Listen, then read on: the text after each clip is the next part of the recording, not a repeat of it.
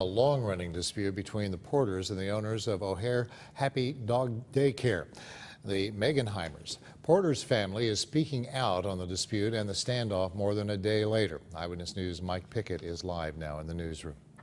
Yeah, Brad, Gary Porter Jr., Jason's brother, says he's thankful the standoff between his brother and Evansville police ended peacefully, and he says he wishes it never got this far to begin with. More than a day after the end of a nearly 14-hour standoff, Gary Porter Jr. could feel the pressure starting to go away. I wish he would have came out. I wish it didn't go on for 12, 13 hours. But I can't put myself in his shoes. Porter says he's thankful for the efforts police made to end the standoff between them and his brother. Through the hours that this transpired, I probably spoke to, shook hands with possibly 40, maybe even more officers on scene, and that had to do with all three shifts.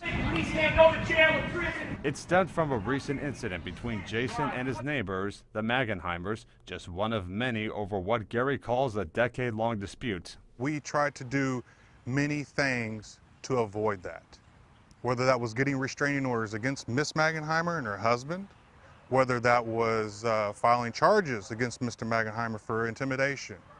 The situation overall, of course, is upsetting, taxing, and draining. Jason Porter sits in the Vanderburgh County Detention Center, facing intimidation and resisting arrest charges.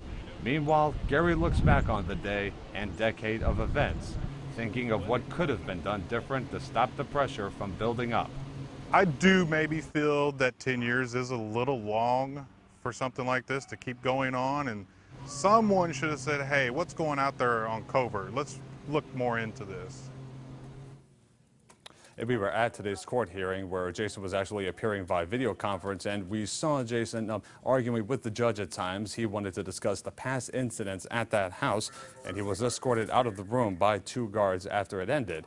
You can find more with our interview with Gary Porter Jr. on our website, tristatehomepage.com. Live in the newsroom, Mike Pickett, Eyewitness News. All right, thank you.